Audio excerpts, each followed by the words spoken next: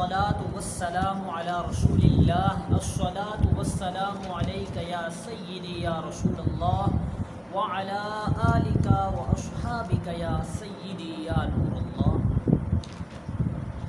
اللہ تعالیٰ کی حمد و ثنا اور اس کے پیارے حبیب حضور سرور دو عالم صلی اللہ تعالیٰ علیہ وآلہ وسلم پر درود و سلام کے بعد محترم ناظرین و سامعین، اللہ تعالیٰ کی عطا سے، اللہ تعالیٰ کے فضل و کرم سے پھر ہم آج آپ کے سامنے قرآن مجید برہان رشید کی تفسیر پیش کرنے کے لیے حاضر ہوئے ہیں۔ چونکہ ہمارا سلسلہ جاری تھا قرآن مجید کی تفسیر کا، ہم نے آپ کے سامنے سورۃ البقرہ کی 44 آیات آپ کے سامنے اس کا ترجمہ پیش کیا ہوا ہے اور اس کی تفسیر بھی پیش کی ہوئی ہے۔ انشاءاللہ آج ہم 45ویں آیت اور 46ویں آیت ہے سورۃ البقرہ کی، اس کی تفسیر اور اس کا ترجمہ آپ کے سامنے پیش کریں گے۔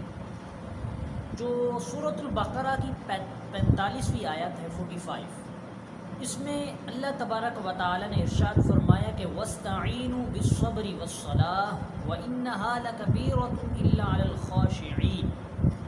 وَاسْتَعِينُوا، مدد حاصل کرو تم صبر کے ذریعے، وَالصَّلَاةِ اور نماز کے ذریعے، وَإِنَّهَا لَكَبِيرَةٌ اور بے شک وہ نماز ضرور بھاری ہے، إِلَّا عَلَى الْخَاشِعِينَ مگر عاجزی کرنے والوں پر۔ یہ ہے 45ویں آیت۔ پھر آگے فرمایا جو 46 ہے آیت سورۃ البقرہ کی، وہ یہ ہے الذین یظنون انہم، وہ لوگ، یہی لوگ گمان کرتے ہیں، یقین رکھتے ہیں کہ بے شک انہم ملاقو ربہم، اپنے رب سے ملاقات کریں گے، وانہم الیہ راجعون اور بے شک وہ اسی کی طرف رجوع کریں گے، لوٹنے والے۔ سامعین کرام، یہ اس کا سادہ سا ترجمہ بنتا ہے۔ اب ہم آتے ہیں ان دونوں آیات کی تفسیر کی طرف۔ سامعین کرام، پچھلی جو آیت گزری ہے، پچھلی جو آیات گزری ہیں، وہاں پر بنی اسرائیل کو حضور علیہ الصلاۃ والسلام پر ایمان لانے کا حکم دیا گیا تھا، حضور کے احکاموں کو ماننے کا حکم دیا گیا تھا، جو حضور حکم فرمائیں اس پر عمل کرنے کا اور اس کو ماننے کا ان کو حکم دیا گیا تھا کہ وہ حضور پر ایمان بھی لائیں اور جو وہ بیان فرما رہے ہیں اس پر بھی عمل کریں۔ پھر جو ان کے دلوں میں مال و جان کی محبت تھی، ان کی محبت کو نکالنے کے لیے حکم دیا گیا تھا۔ اب یہاں پر یہ فرمایا جا رہا ہے کہ اے بنی اسرائیل، اپنے نفس کو لذتوں سے دور کرنے کے لیے صبر کے ساتھ مدد حاصل کرو، پھر صبر کے ساتھ ساتھ نماز سے بھی مدد حاصل کرو، چونکہ یہ نماز، یہ جو تمہارے دلوں میں مال و جان کی محبت پیدا ہو گئی ہے، اس کو ختم کرنے کے لیے آسان ہے۔ یعنی نماز فائدہ دے گی، جو تمہارے دلوں میں محبت پیدا ہو گئی ہے نا، اس کو ختم کرے گی یہ نماز۔ صبر کے ساتھ ساتھ نماز سے بھی مدد حاصل کرو۔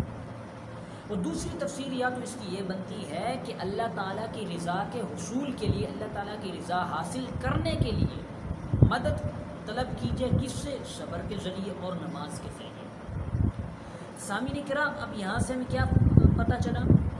بعض لوگ اعتراض کرتے ہیں کہ غیر اللہ سے مدد مانگنا شرک ہے، استغفر اللہ، وہ یہ کہتے ہیں، حالانکہ قرآن میں اللہ فرما رہا ہے کہ نماز مدد صبر کے ذریعے حاصل کرو، نماز کے ذریعے مدد حاصل کرو۔ اب چونکہ یہ خدا تو نہیں ہے نماز، اور یہ صبر تو خدا نہیں ہے، اللہ فرما رہا ہے صبر کے ذریعے مدد حاصل کرو، اللہ ہی حکم دے رہا ہے غیر اللہ سے مدد مانگنے کا۔ اب بعض لوگ ایسے ہیں جو کہتے ہیں غیر اللہ سے مدد مانگنا شرک ہے، استغفر اللہ، وہ یہ کہتے ہیں، حالانکہ انہیں یہ آیت پتہ بھی ہوتی ہے، لیکن پھر بھی وہ باتیں بناتے ہیں کہ غیر اللہ سے مدد مانگنا شرک ہے۔ لیکن اس آیت سے معلوم ہو گیا کہ غیر اللہ سے مدد مانگ سکتے ہیں، بالکل جائز ہے۔ اب پھر آگے فرمایا کہ وَإِنَّهَا لَكَبِيرَةٌ إِلَّا عَلَى الْخَاشِعِينَ، یہ نماز کیا کہتے ہیں، ضرور بھاری ہے مگر عاجزی کرنے والوں پر، یعنی جن کے دلوں میں گناہ بھر چکے ہیں، جن کے دلوں میں نفسانی خواہشات بھر چکی ہیں، نفسانی خواہشات بھر چکی ہیں، تو یہ نماز ان پر بھاری ہے۔ لیکن جن کے دلوں میں اللہ تعالیٰ کی محبت ہے، اللہ تعالیٰ کا عشق ہے ان کے دلوں میں، اور خوف خدا، اللہ سے ڈر کر وہ اللہ کی بارگاہ میں جھکتے ہیں، نمازیں ادا کرتے ہیں، ان پر یہ نماز بھاری نہیں ہے۔ اور پھر آگے فرمائے الذین یظنون انہم ملاقو ربہم وانہم الیہ راجعون، یہی لوگ یعنی جن پر نماز بھاری نہیں ہے، مومن ہے، جن کے دلوں میں محبت ہے اللہ کی، یہ لوگ یقین رکھتے ہیں کہ وہ اپنے رب سے ملاقات کریں گے اور بے شک وہ اسی کی طرف لوٹنے والے ہیں۔ سامعین کرام، اس آیت سے ہمیں یہ بھی معلوم ہو گیا کہ اللہ تعالیٰ کا دیدار آخرت میں ہر متقی مومن کرے گا۔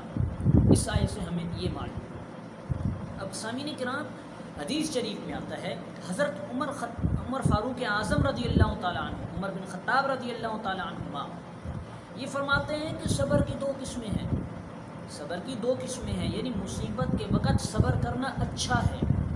سامعین کرام، جیسے ہی آپ کو مصیبت پہنچی، جیسے ہی آپ کو غم پہنچا، اسی وقت آپ صبر کر لیں تو وہ صبر معتبر ہوگا۔ اگر اس کے بعد آپ صبر کریں گے، اس وقت صبر نہیں کریں گے جس وقت مصیبت پہنچی، اس وقت آپ صبر نہ کریں، بعد میں صبر کریں تو وہ صبر معتبر نہیں ہوگا۔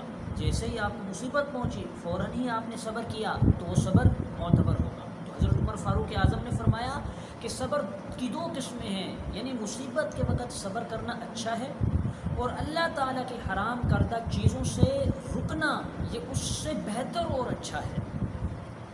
یعنی کہ اگر مصیبت آپ کو پہنچی، اس پر صبر کیا، لیکن اس سے بہتر صبر کون سا ہے؟ اللہ تعالیٰ کے حرام کردہ چیزوں سے بچا جائے۔ حضرت اب صبر کیا چیز ہے؟ صبر کہتے کس کو ہے؟ حضرت حسن بصری رضی اللہ تعالیٰ عنہ آپ فرماتے ہیں کہ ایمان صبر اور نرمی کا نام ہے، اور صبر اللہ تعالیٰ کی حرام کردہ چیزوں سے رکنا اور اللہ تعالیٰ کے فرائض کو ادا کرنا ہے، یہ صبر ہے۔ آپ اللہ کی حرام کردہ چیزوں سے رکیں گے، مثال کے طور پر اللہ نے ہم پر زنا کو حرام فرمایا، اب ہم زنا سے رکتے ہیں، رک گئے، ہم نے صبر کر لیا، ہم رک گئے تو یہ صبر ہے، چونکہ ہم اس سے رک گئے تو یہ صبر کہلائے گا۔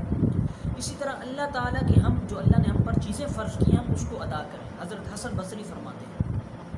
اس کے اب ایک اور حدیث آتی ہے جس کو امام جلال الدین سیوطی نے ذکر کیا ہے اپنی تفسیر کے اندر، اور اس کے علاوہ کئی مفسرین کرام نے ذکر فرمایا ہے اس حدیث کو۔ حضرت مولا علی شیر خدا سے یہ حدیث مروی ہے۔ حضرت علی رضی اللہ تعالیٰ عنہ روایت کرتے ہیں کہ یہ صبر ایمان میں وہی حیثیت رکھتا ہے کہ جیسے کہ سر جسم میں رکھتا ہے، یعنی جب سر کو کاٹ دیا جائے تو پورے جسم میں پورا جسم بدبودار ہو جاتا ہے، پورے جسم میں بدبو پیدا ہو جاتی ہے، سارا جسم خراب ہو جاتا ہے۔ تو جس کے اندر صبر نہیں وہ کامل مومن نہیں۔ سامعین کرام، اگر آپ کسی کا سر کاٹ دیں، تھوڑی دیر بعد آپ دیکھیں گے کہ اس کا جسم گلنا شروع ہو جائے گا، بدبو پیدا ہو جائے گی، خراب ہو جائے گا اس کا جسم۔ ایسے ہی کہ جس کا جو صبر نہیں کرتا وہ ایمان کے دعوے کرتا ہے کہ میں پکا مومن ہوں، لیکن صبر نہیں کرتا، سمجھو اس کا ایمان کامل نہیں ہے، اس کا ایمان ابھی درست نہیں ہے۔ ہمیں چاہیے کہ ہم صبر کریں، اور کیسے صبر کریں؟ نماز کے ذریعے صبر کریں۔ اور کیسے صبر کریں؟ ہم صبر کے ذریعے مدد حاصل کریں۔ صبر کریں گے تو ہم کامل مومن کہلائیں گے۔ حضور علیہ السلام کے پیارے گھر والے جو حضور کے اہل بیت ہیں، انہوں نے نماز اور صبر کے ذریعے مدد حاصل کی۔ جیسے حدیث شریف میں آتا ہے، حضرت ابن عباس رضی اللہ تعالیٰ عنہ، آپ ایک سفر میں تھے، آپ کو آپ کے بیٹے کی وفات کی خبر دی گئی، آپ کو آپ کے بیٹے کی وفات کی خبر دی گئی، تو آپ اپنی سواری سے اترے، آپ نے 2 رکعت نماز ادا کی، اس کے بعد آپ نے انا للہ و انا الیہ راجعون پڑھا، اور پھر آپ نے فرمایا ہم نے وہی کیا جس کا اللہ نے ہمیں حکم دیا، یعنی کہ وَاسْتَعِینُوا بِالصَّبْرِ وَالصَّلَاةِ، اللہ نے ہمیں کہا صبر اور نماز کے ذریعے مدد حاصل کرو۔ اب سامعین کرام دیکھیں، یہاں پر حضرت ابن عباس کو ان کے بیٹے کی وفات کی خبر پہنچی، غم پہنچ گیا ان کو۔ اب انہوں نے غم میں صبر کیا۔ صبر کیسے حاصل کیا؟ انہوں نے نماز پڑھی نا، انہوں نے نماز کے ذریعے انہوں نے مدد حاصل کی، صبر کیا انہوں نے۔ تو ہمیں بھی چاہیے جب ہمیں کوئی مصیبت پہنچے، جب ہمیں کوئی غم پہنچے، تو ہم کیسے اس پر صبر کریں؟ صبر کیسے کریں؟ نماز پڑھ لیں۔ جب کوئی حضور علیہ السلام کو حاجت پیش ہوتی تو آپ نماز شروع فرما دیتے تھے، نماز کی طرف آپ راغب ہو جاتے تھے۔ تو سامعین کرام، ہمیں بھی چاہیے کہ ہم نماز کے ذریعے صبر حاصل کریں، اور نماز کے ذریعے ہم مدد حاصل کریں، صبر کے ذریعے ہم مدد حاصل کریں۔ رب تعالی سے دعا ہے یہ جو میں نے آپ کے سامنے باتیں عرض کی ہیں ان سب کو اپنی بارگاہ میں قبول و منظور فرمائے۔ ہم جب صبر کریں گے ہم دوسروں کو بھی ترغیب دیں، ہم خود بھی صبر کریں دوسروں کو بھی ترغیب دیں۔ اگر ہم دوسروں کو ترغیب دیتے رہیں اور خود عمل نہ کریں تو یہ ہمارا برا حال ہے۔ چونکہ ہم نے پچھلی نشست میں اس حوالے سے گفتگو اچھی خاصی کی تھی کہ جو خود عمل نہیں کرتا دوسروں کو کہتا پھرتا ہے تو اس کے ہم نے احادیث کی روشنی میں آپ کو سامنے وعید بھی ہم نے بیان کی تھی۔ تو سامعین کرام ہمیں چاہیے کہ ہم نماز کے ذریعے اور صبر کے ذریعے مدد حاصل کریں۔ رب تعالیٰ سے دعا ہے یہ جو میں نے آپ کے سامنے باتیں عرض کی ان سب کو اپنی بارگاہ میں قبول و منظور فرمائے۔